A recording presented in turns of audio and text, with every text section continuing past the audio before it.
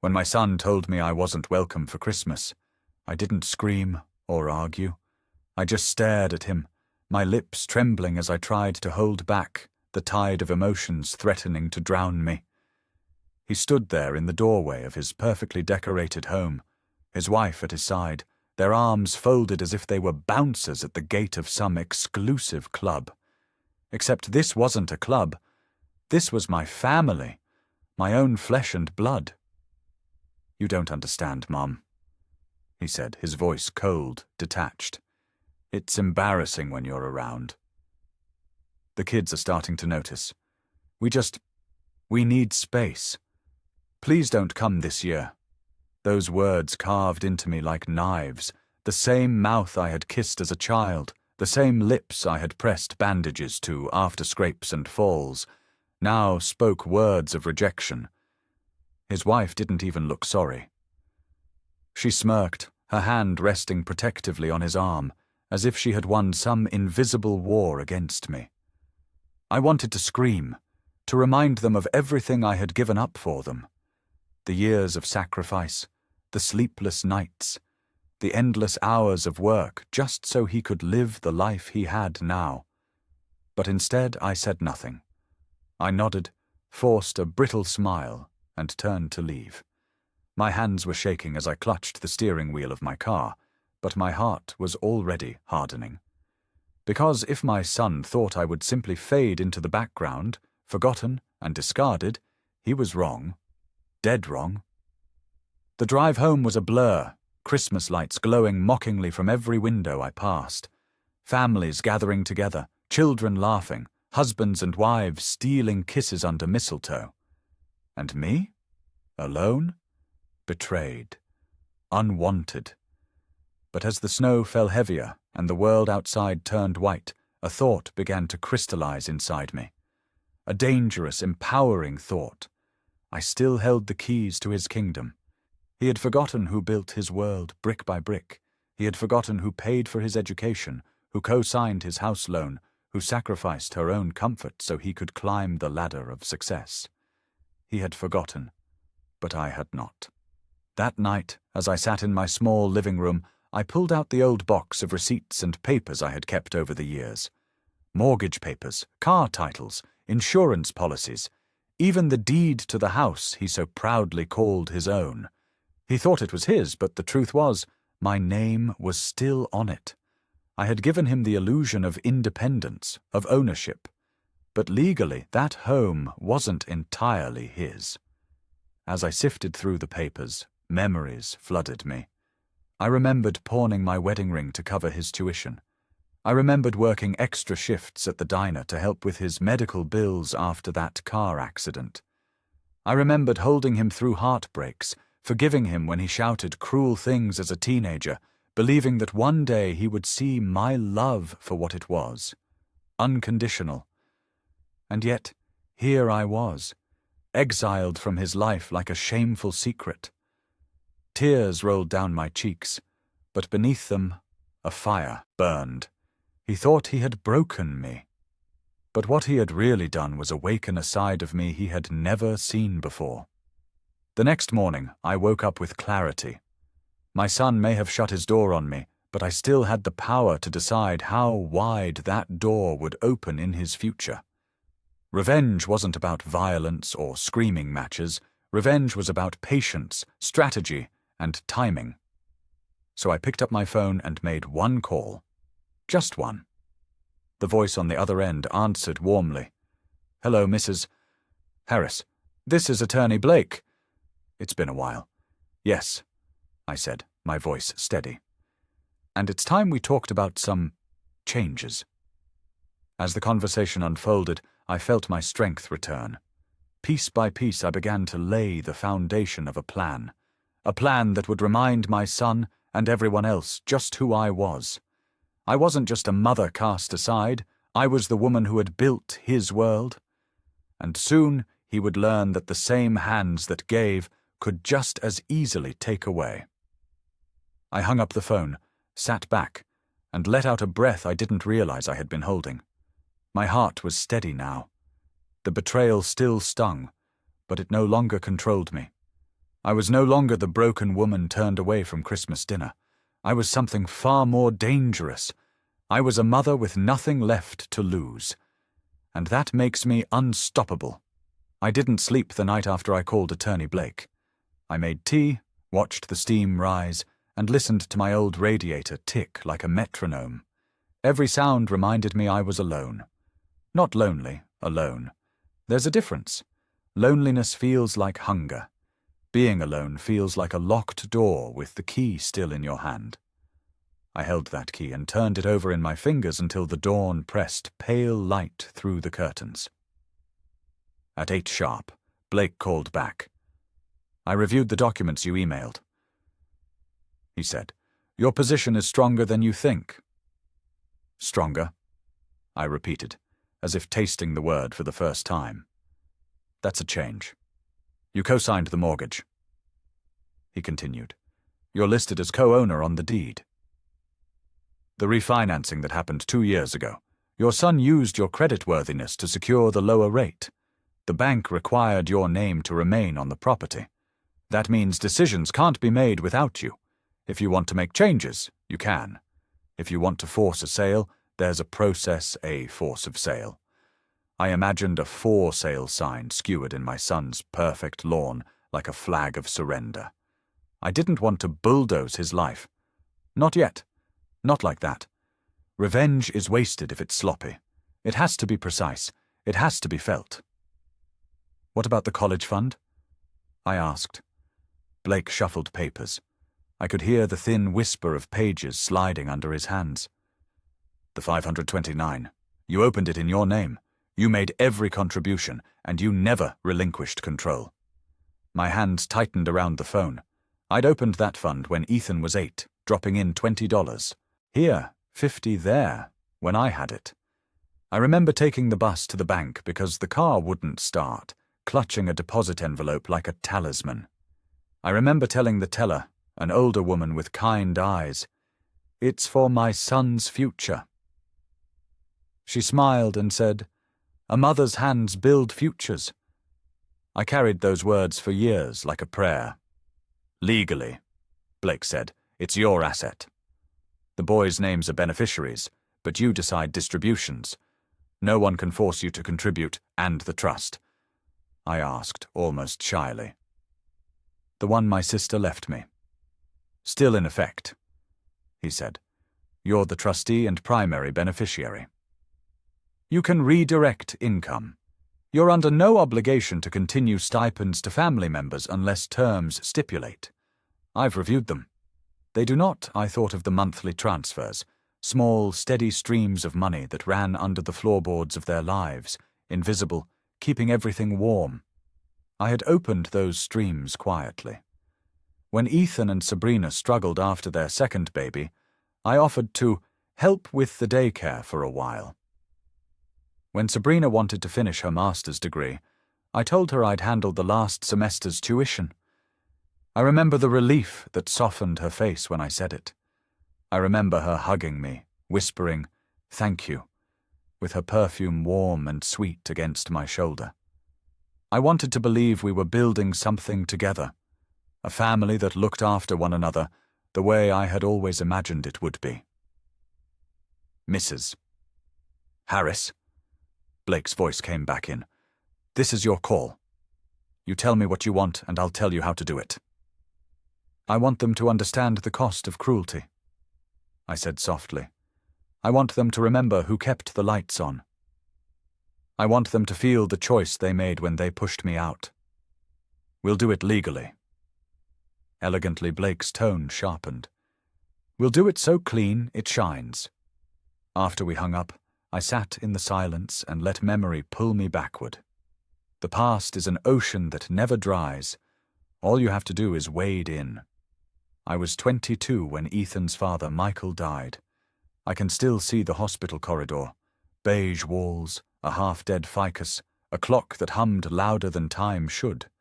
He was there one moment, joking about how the jello tasted like a rubber eraser, and gone the next, a clot slipping like a thief where no one could reach it. The grief didn't arrive as tears, not at first. It arrived as a list of things to do, call his mother, call the insurance, extend rent by a week, cancel the appointment to look at cribs. Ethan was 2. He kept asking where Daddy was. I told him Daddy was on a trip.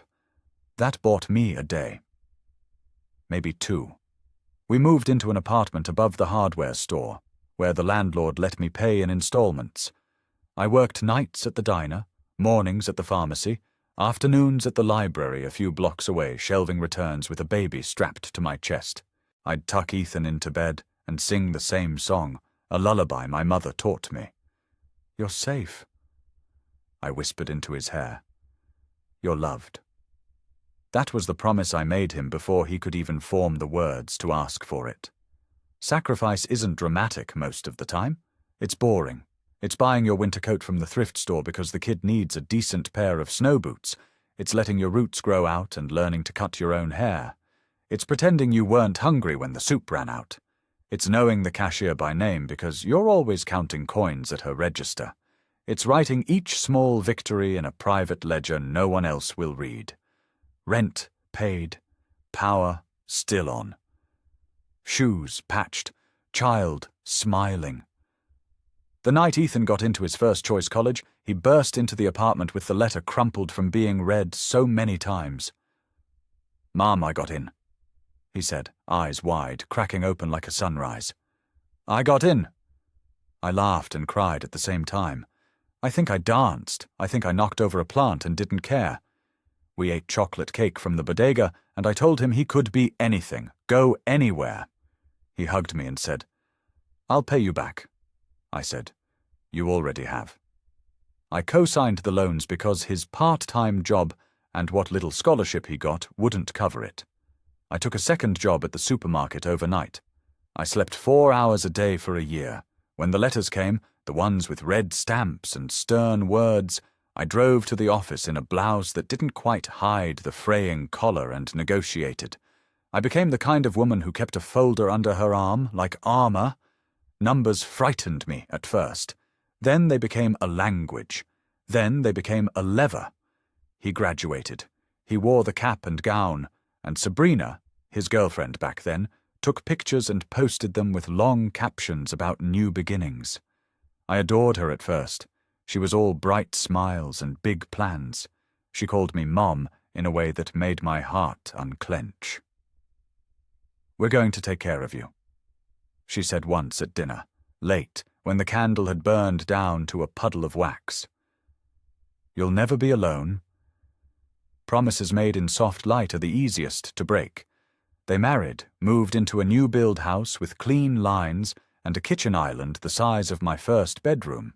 I helped with the down payment, just until you get settled, and remained on the deed because the bank asked for it.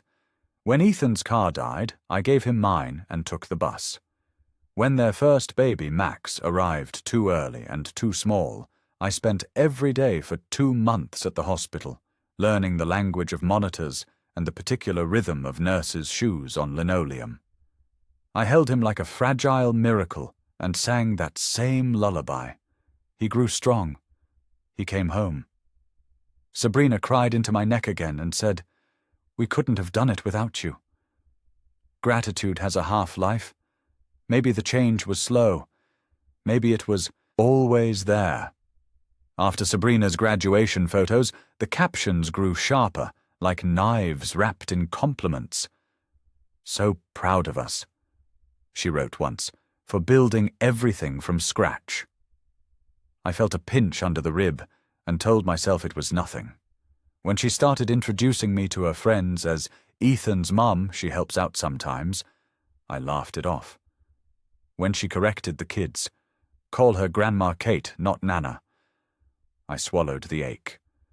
When my name fell off their holiday cards, replaced by "Happy Holidays from our family to yours," I told myself it didn't matter. I told myself I was overreacting. I told myself love isn't a ledger. Then came the dinner. The last one I attended in their house before the Christmas I was uninvited. It was Max's birthday. He was turning 7. The table groaned with food, and the living room shimmered with decorations in tasteful gold and white.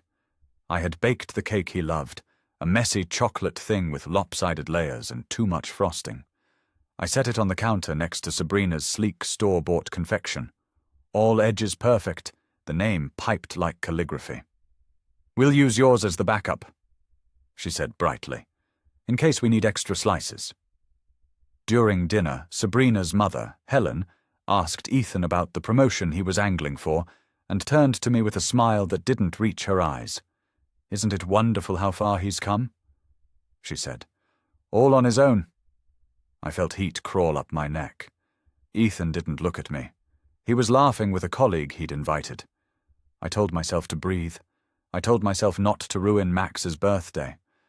After the candles, after the kids ran off, after everyone's voices blurred into one agreeable hum, I found my coat and slipped out early. I walked to the bus stop in the cold.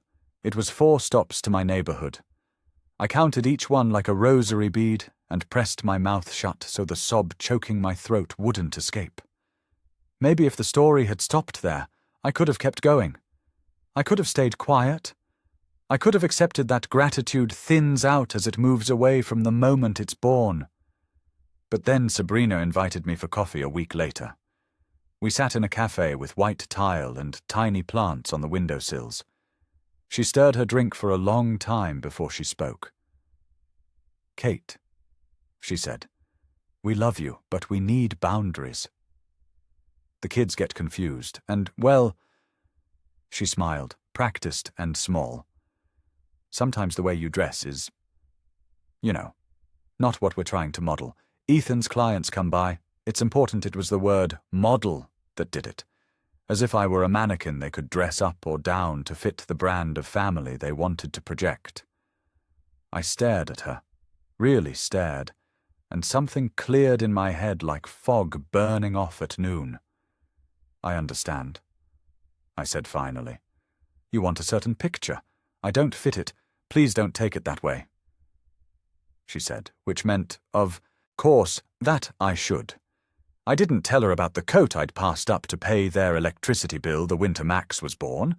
I didn't tell her about the time I pulled my own tooth with a pair of old pliers because the dentist was too expensive and the pain would weight less than the bill.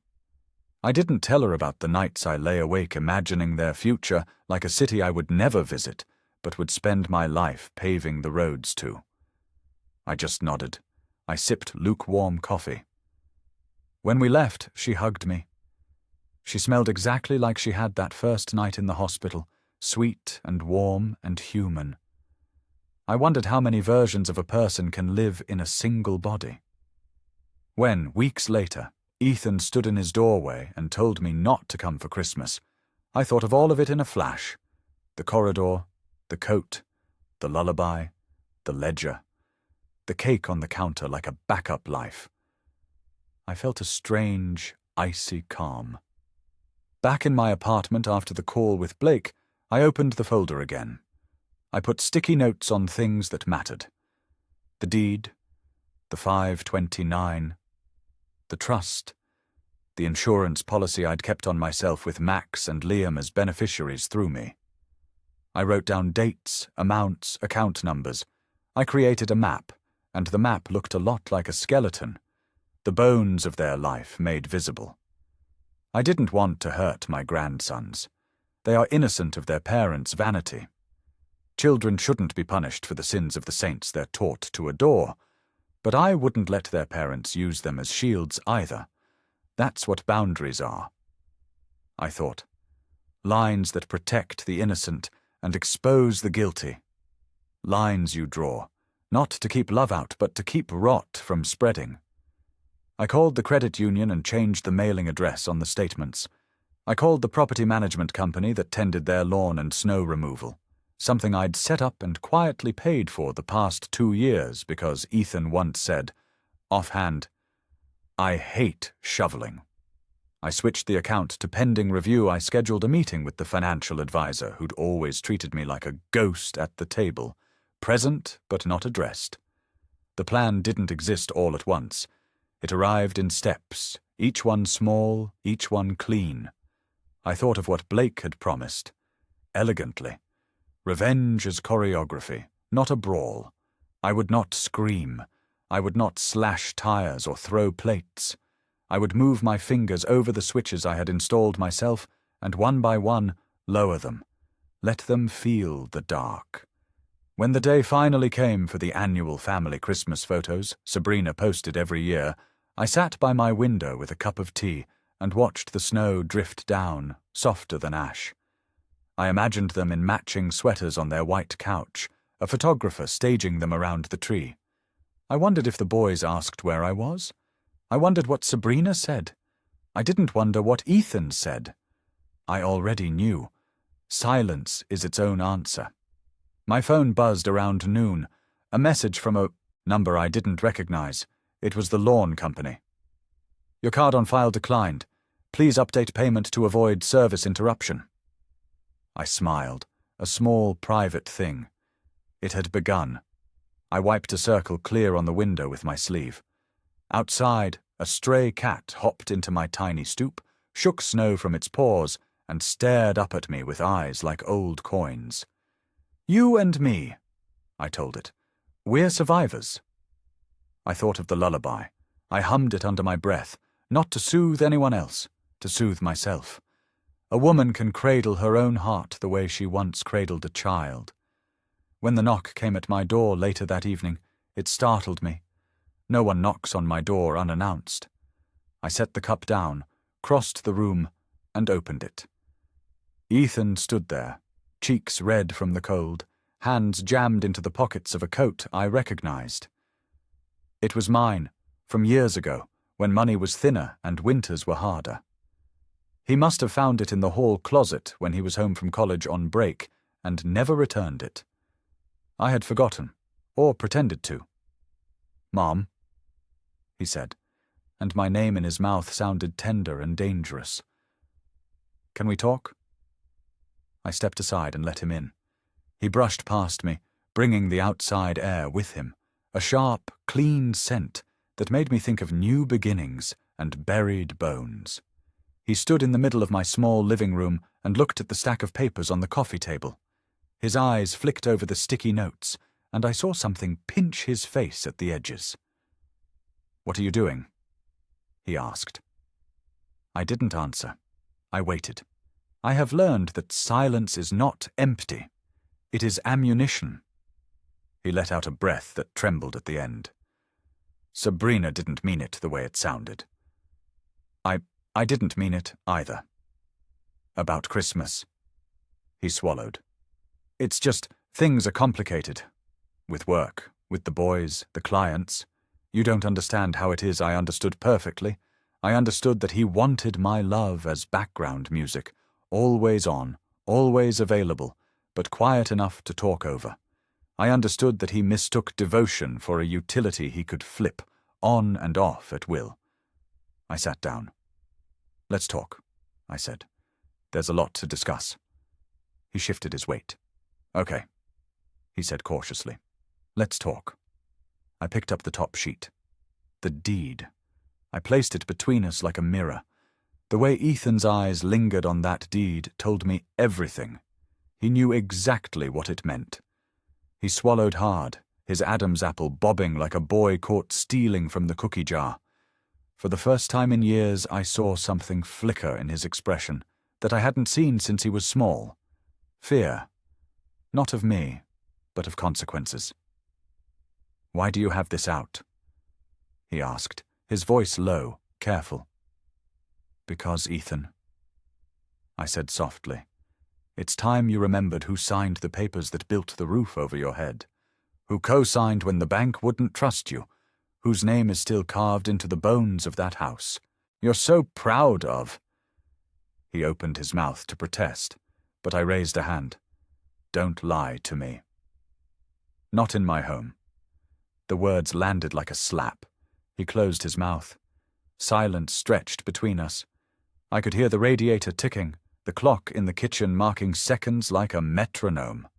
I let the silence linger, because silence makes people speak truths they're trying to bury. Finally, he said, Mom, this isn't fair. Things are complicated. Sabrina, she wants us to present a certain image, for the boys, for my job. You don't always fit that image. I laughed, not the kind of laugh that's warm or forgiving. It was sharp, brittle, like glass cracking under pressure. An image? You shut your mother out of Christmas for an image? He flinched, then looked away. His shoulders sagged, but pride still chained him. I leaned forward. Do you know how many nights I ate stale crackers so you could have dinner? Do you know how many times I chose the electric bill over medicine for myself? Do you know what it's like to pull your own tooth out because you can't afford a dentist? Don't you dare talk to me about image. I built you. Every brick, every stone, every step you climbed. I laid them down with my bare hands. And you had the audacity to tell me I don't belong in the house I gave you. He rubbed his forehead, the weight of my words pressing down. He looked older in that moment. Smaller, too. Mom, please, he said finally, his voice breaking. I didn't mean it like that. It was Sabrina. She pushed me to say it. She said, you make us look less. The word hung in the air like poison. I stood. You've forgotten who you are. You've forgotten who I am, but I promise you, Ethan, you will remember. He stared at me, desperate now. You're not going to... What are you planning? I smiled. Calm, cold. I'm planning to take back what's mine. Piece by piece, he shook his head. Mom, no, please. Don't do this. You'll ruin everything. I stepped closer, close enough that he could see the years of sacrifice etched into my face. No, Ethan. You ruined everything the day you let your wife call me an embarrassment. You ruined it the day you closed your door on me at Christmas. I'm not ruining anything. I'm simply correcting the story. He stood there, stricken, his hands opening and closing like he wanted to reach out but couldn't. Then, without another word, he left. The door shut behind him with a finality that shook the walls. When he was gone, I sank back into my chair. My hands trembled, but not from fear, from resolve. That night I wrote a letter, not to Ethan, to the bank, to the financial advisor, to the trustee of the fund. I wrote calmly, methodically, every word chosen with precision. I gave notice of changes to accounts. I redirected automatic payments. I placed holds where there had been flows.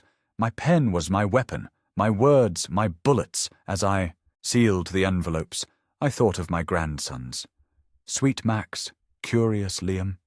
They loved me still. I could see it in their hugs, in their laughter when I read them bedtime stories. They were the only innocents in this cruel play. For them, I left the future intact. Their education funds remained untouched. But for their parents, no more invisible streams, no more quiet lifelines. They would stand on their own 2 feet, or they would stumble. Either way, they would know it was me who had once carried them. Days passed. I kept to myself. I watched the snow pile against my window. I waited. The first call came a week later. Sabrina's voice, high and sharp through the phone. Kate, did you cancel the lawn service? They're saying the payments are stopped. Yes, I said simply. Her breath caught. Why would you do that? Because I'm no longer funding your appearances. You told me I was an embarrassment. Now you'll know what it feels like to maintain an image without me behind you. Her silence was delicious. Then a hiss. Ethan will talk to you. I hope he does, I said, and hung up. The second call came from Ethan. He didn't yell. His voice was heavy, tired. Mum, please. The mortgage company called. They said the deed. Your name is still there. Are you really going to take this from us? No, Ethan, I said softly. I already gave it to you. And you threw me out with the trash. Now I'm just taking back what you wasted. He begged. He pleaded. I stayed silent. And in that silence, I could feel the balance shift. For the first time in years, I wasn't the one on my knees. The begging didn't stop after that call. In fact, it multiplied. Text messages, voicemails, even emails poured in, each one carrying a different tone. Anger, guilt, persuasion, even threats. "Mom, you don't understand what you're doing. Kate, the boys will suffer because of you. You're destroying your own family." But every word only made me stronger, because none of them admitted the truth. Not one apology, not one moment of accountability. They weren't worried about family. They were worried about comfort, about the mask slipping from their perfect little faces. The third week, I went to the bank in person. I wore my best coat, the one I hadn't taken out in years. A deep navy wool with gold buttons, the kind that makes people sit up a little straighter when you walk into a room. I signed the papers with steady hands. Effective immediately, the mortgage account would be reviewed, the automatic transfers suspended. My attorney stood by me, nodding as the clerk confirmed everything. "Would you like to remove your name from the deed?" the clerk asked politely. I smiled. "Not yet. Sometimes it's better to hold the knife by the handle rather than cut too soon." Blake chuckled at that, but the clerk only looked confused. By the end of that week, Ethan came to see me again. No, Sabrina this time. Just him. He stood on my doorstep, his face pale, his shoulders slumped. I opened the door, wordless, and let him inside. He didn't sit. He paced, rubbing his hands together. "Mum, you don't know what it's like. The promotion depends on stability. If my boss finds out we're in financial trouble, I'll lose everything. We can't afford this right now. Sabrina's already furious. Please, please just undo whatever you did." I folded my arms, watching him. My son. My boy. The same child I once rocked to sleep in my arms, who cried when he scraped his knee, who clung to me when monsters lived in his closet. And here he was, grown, begging me not for love or forgiveness, but for money. "Did you tell your boss?" I asked quietly, "that the house you live in still belongs to your mother? That your image was built on her sacrifice?" He froze. His lips parted, but no sound came. "Of course not," I continued, "because you don't want him to see the truth. You want the world to believe you climbed every rung of the ladder by yourself. You erased me, Ethan. You and your wife painted me out of the picture, and now you're angry that the picture is cracking." His eyes glistened, but he didn't cry. He had his father's pride. Stubborn, choking pride. "You said I embarrassed you," I said, my voice sharper now. "You said I wasn't welcome." So I left. But what you didn't realize, Ethan, is that I never truly left. My name is in every corner of your life. You can't erase me. You can't. He sank into a chair finally, defeated. "What do you want from me?" The question hung heavy between us. What did I want? Revenge, yes, but also something deeper. Recognition. Acknowledgement. Not just for the money, but for the years, the love, the sacrifice, for being his mother. "I want you to remember," I said. "I want you to look me in the eyes and say out loud who built your life. I want you to admit that without me, you would not have what you have today." He stared at me, his jaw tight, his pride warring with desperation. For a long moment I thought he'd refuse, but then in a hoarse whisper, he said, "It was you. It was always you." The words warmed me, but not enough to put the fire out. I nodded slowly. "Good. That's a start, but it's not enough." He looked up, startled. "Not enough?" "No," I said firmly. "You'll tell them. All of them. Sabrina, her parents, your boss, your friends. You'll stand there and tell them the truth. And if you don't, I'll do it for you." His face drained of color. "Mum, please. That would destroy me."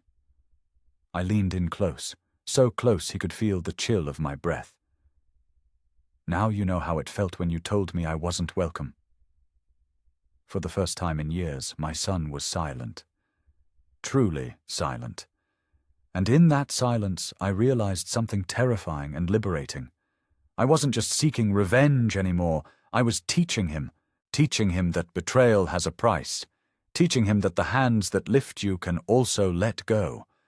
When he finally left, shoulders hunched, I knew the confrontation was inevitable. Sooner or later, the mask would crack in front of everyone. And when it did, the world would see him the way I saw him now. Not as the perfect man he pretended to be, but as the boy who forgot his mother. I closed the door and leaned against it, my chest heaving. Justice wasn't far anymore. It was just around the corner, waiting for me to step into it. And when I did, it would not be quiet. It was a Sunday afternoon when the cracks finally began to show. I was in my small kitchen, stirring a pot of soup, when the phone rang. The number was unfamiliar, but the voice on the other end made my lips curl into a smile. Mrs. Harris. The woman sounded hesitant. This is Claire. I work with your son at the firm. I hope it's okay that I called you. I set the spoon down, my fingers tightening around the counter. Of course. Is something wrong? There was a pause. Then she said, I probably shouldn't be telling you this, but Ethan gave a presentation last week. It was supposed to be about his path to partnership, how he built his career. He told the room he came from nothing, that he had no family support, that he built everything alone. The words hit me like a slap. Again that lie, again that erasure. Claire's voice dropped. I know that's not true. I've heard things. People say you helped him, a lot, and it just didn't sit right with me. I thought you should know I thanked her, my tone steady, but inside the fire roared higher than ever. It wasn't enough that he had betrayed me in private.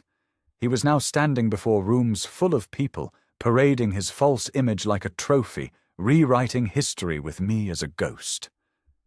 When the call ended, I sat down at the table, my hands trembling. The soup simmered behind me, forgotten. I reached for the stack of papers on the table, deeds, account statements, trust documents, and I spread them out like cards in a game only I knew how to play. He wanted to pretend I didn't exist?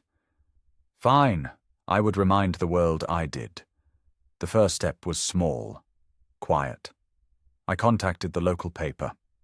They had a community stories section, often filled with cheerful announcements, charity events, local heroes, retirements.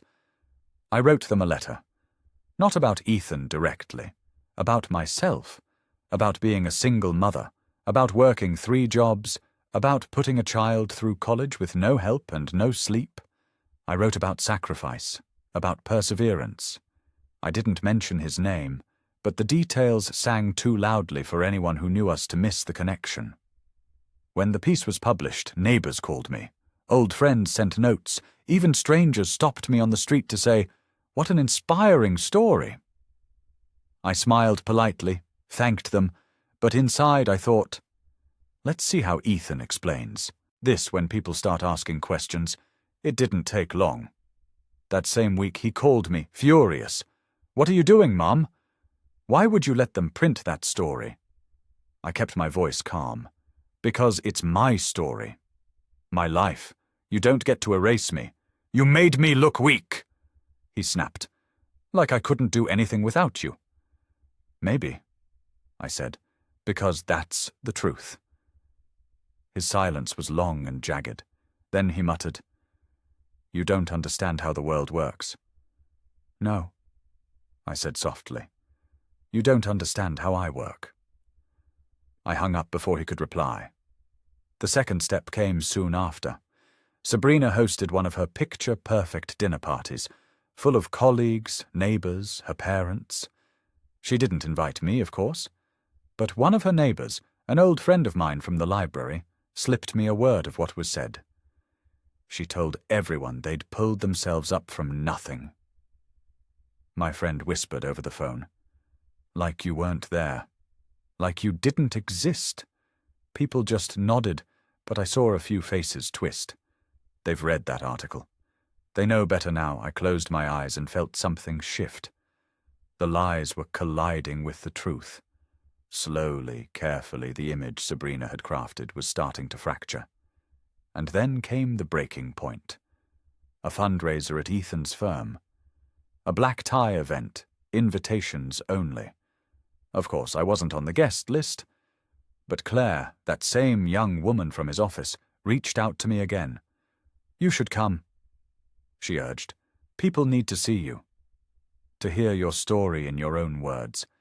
Ethan's been using it like a prop, twisting it." I hesitated at first. Then I remembered his words, "You're not welcome. You embarrass us." I remembered Sabrina's smirk, Helen's dismissive smiles. And I said yes. That night I dressed in the only gown I owned, a simple black dress from decades ago. I pinned my hair back, slipped on the pearls my mother left me, and walked into that glittering ballroom like I belonged there, because I did. The room hushed when I entered. Conversations faltered. Eyes turned. Ethan's face went pale the moment he saw me. Sabrina's wineglass nearly slipped from her hand. I walked straight past them and greeted the senior partners. I introduced myself, not as Ethan's mother, but as Catherine Harris, the woman who had worked 3 jobs to send her son through law school, the woman who co-signed his mortgage, the woman who still held his future in her hands. Gasps spread through the room like ripples. Eyes darted to Ethan, waiting for him to deny it. But he couldn't. His face told the truth before his lips ever could. And in that silence, with the weight of dozens of eyes pressing down on him, I realized my revenge was no longer just mine. The truth itself had become the executioner. The mask was slipping. The lies were unraveling. And soon there would be nothing left for Ethan to hide behind. The silence in that ballroom was like a storm held in glass, fragile, ready to shatter with the smallest touch. Ethan shifted uncomfortably at his table, eyes darting, searching for escape. Sabrina plastered on a smile that was too tight, too brittle, her hand gripping his arm like she could hold his mask in place if she just squeezed hard enough. But the damage was done. The senior partner, a man with silver hair and a reputation sharp as a blade, leaned forward and asked, "Is that true, Harris? Your mother co-signed your mortgage, paid for your education?" Ethan's lips moved, but no sound came. I almost pitied him in that moment. Almost. He glanced at me, desperation swimming in his eyes, as if begging me to rescue him like I always had. But I stayed still, my back straight, my gaze steady. For once I wasn't his savior. I was his reckoning. Finally he stammered. She helped, yes. But it was years ago. I've built everything since then. A ripple of murmurs spread across the room. Half belief, half doubt. And that was enough. The perfect picture he and Sabrina had painted now had cracks running through it, jagged and undeniable. I turned away before he could say more, before he could twist the truth further. I mingled. I told stories, softly, humbly, never accusatory. How I used to sew Ethan's clothes from scraps when he was a boy. How I once walked to work in the snow, shoes soaked through, because the last of my money had gone to his textbooks. How I pawned my wedding ring for his tuition. People listened, some with tears in their eyes, some with disbelief. And when they looked back at Ethan, they didn't see the polished, self-made man anymore. They saw a boy who had stood on someone else's shoulders and called himself tall. By the time the night ended, whispers were already spreading. Sabrina tried to regain control, laughing too loudly, steering conversations back to her curated image. But no one was fooled. The truth had slipped into the room like smoke, and no amount of perfume could cover it. As I left, I caught Claire's eye across the crowd.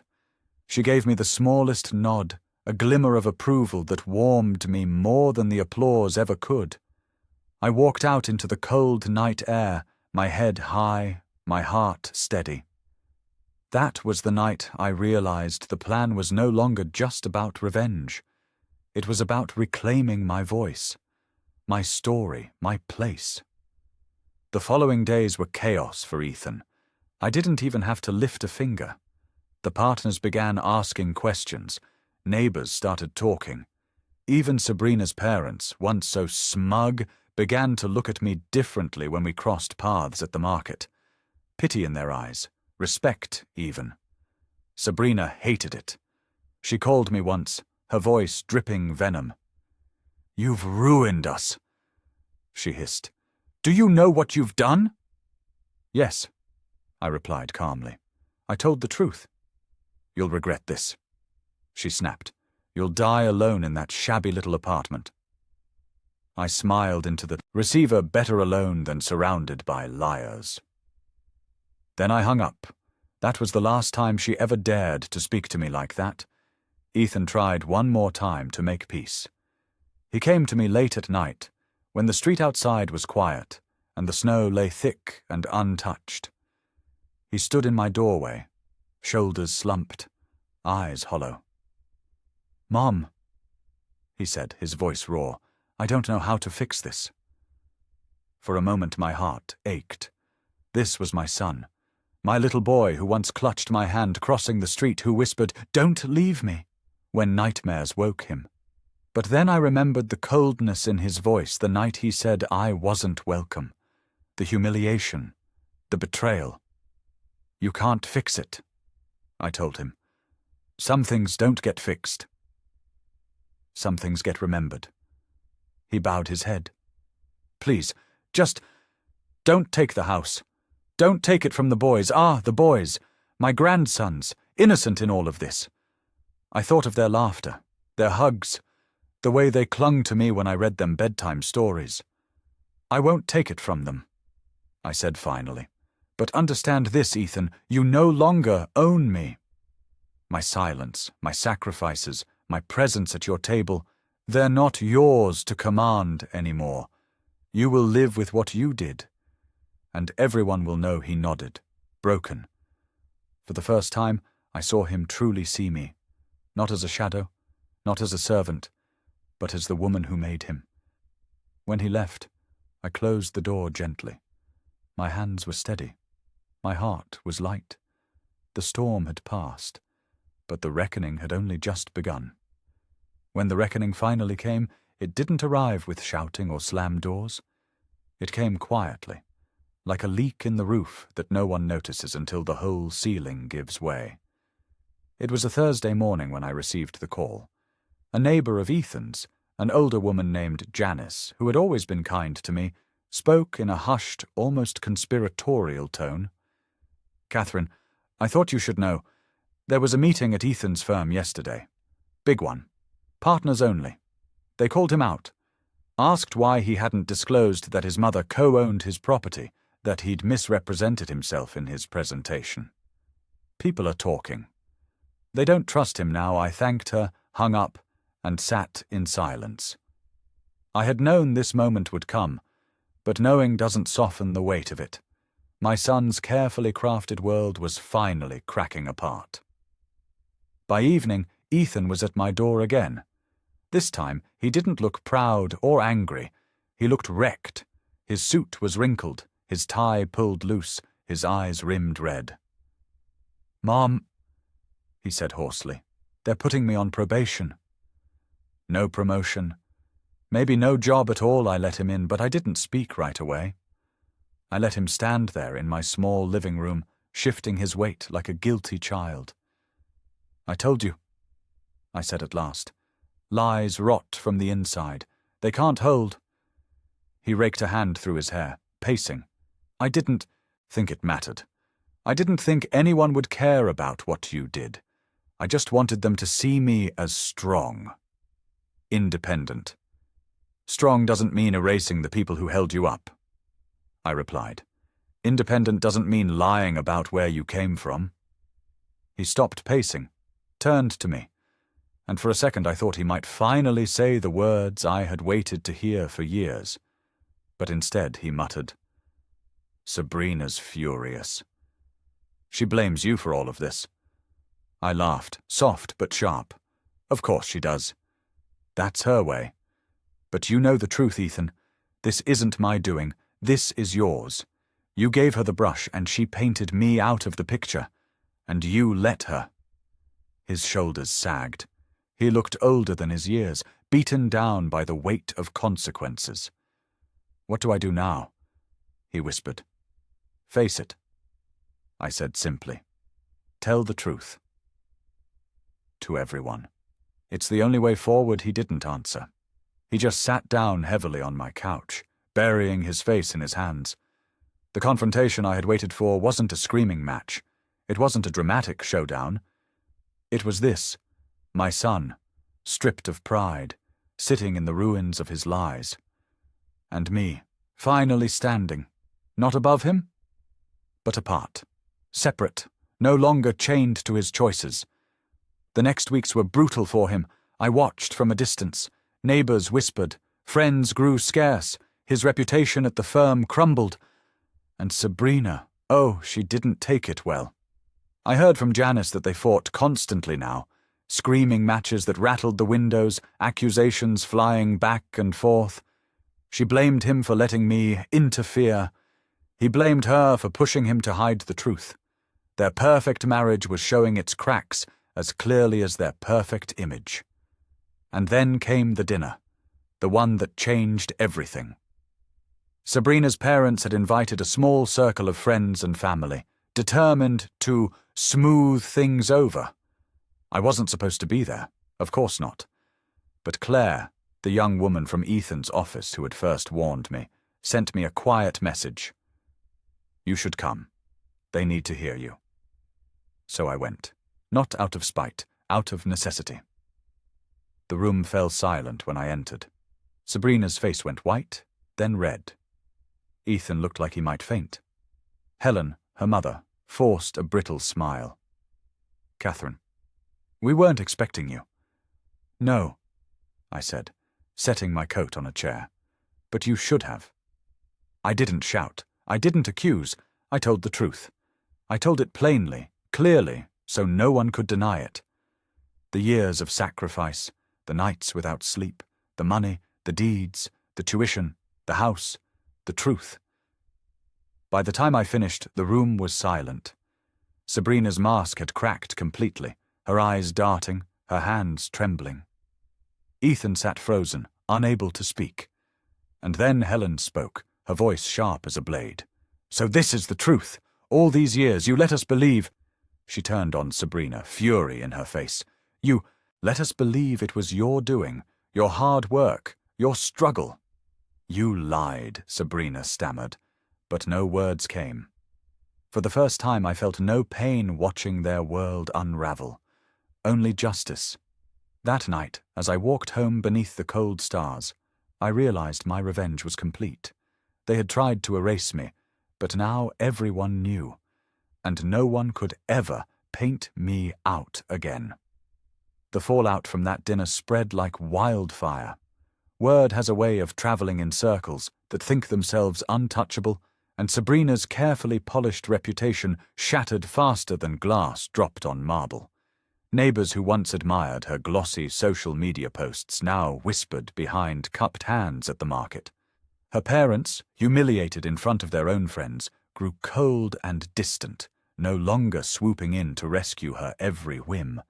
Even at Ethan's firm, whispers multiplied. The partners might have forgiven exaggeration, but outright lies? Lies that insulted the very values they preached of integrity and transparency? Number, they would not. I didn't have to lift a finger anymore. Truth was doing the work for me. One evening, as I sat by my window with tea in hand, I saw Ethan across the street, standing in his driveway, staring at the final notice letter he had just pulled from the mailbox. He crushed it in his fist, but his shoulders slumped like a man carrying boulders. He didn't look up to see me watching, but I could read his silence. He finally understood what it meant to carry weight alone. Days later, he came to my apartment, not with anger this time, not with excuses. He knocked softly, like a boy again. When I opened the door, he looked worn, like the life had been scraped from him. "Mom," he said, voice raw, "we lost the investors. Sabrina's parents cut us off. The firm, they're deciding whether to let me go. I don't know what to do. I let him in, but I didn't move to comfort him. Those days were gone. He sat on my couch, hunched over, and for once there was no pride in him. No excuses, just a man staring into the ruins of his own making. "I'm sorry," he whispered finally. The words I had ached to hear for years. "I'm sorry for shutting you out. For letting her—" He stopped, swallowed hard. "For letting myself believe I was better without you." I was wrong. I studied him, searching his face for truth, and for the first time, I saw it. Not performance, not image, just truth. I nodded. "I don't need your apology to survive." "I've already survived, but you needed to say it. Not for me, for you." He broke then. His shoulders shook, and he wept into his hands. My son, the man who had cast me aside, was finally crumbling under the weight of what he'd done. I let him cry. Not out of cruelty, but because he needed it. Because the strongest lessons are the ones that scar. When he left, there was no promise that things would be better. No sudden, perfect reconciliation. But there was honesty. And honesty is the seed of change. As for Sabrina, she avoided me like I was poison. Her pride couldn't handle the humiliation. I heard through the grapevine that her friends had stopped visiting, her invitations declined, her picture-perfect posts suddenly sparse. Without the mask, she had nothing left to hide behind. And me? I found peace not in their downfall, but in my own strength. For years I thought I was powerless, just a mother, a background character in their shining story. But I was wrong. I was the foundation. And foundations don't disappear just because someone builds prettier walls above them. Weeks later, Claire stopped by the diner where I sometimes went for lunch. She smiled shyly as she slid into the booth across from me. "You don't know what it meant, seeing you stand up that night," she said. "A lot of us. We needed to see someone tell the truth." "Thank you." I nodded, humbled. "Truth always wins, Claire. It just takes time." That night, I sat by my window again, the snow falling outside, and I whispered to myself the lesson I had carved from all the pain, betrayal, and revenge. Real family isn't who you share blood with. Real family is who stands beside you when the world tries to erase you, and I finally felt free.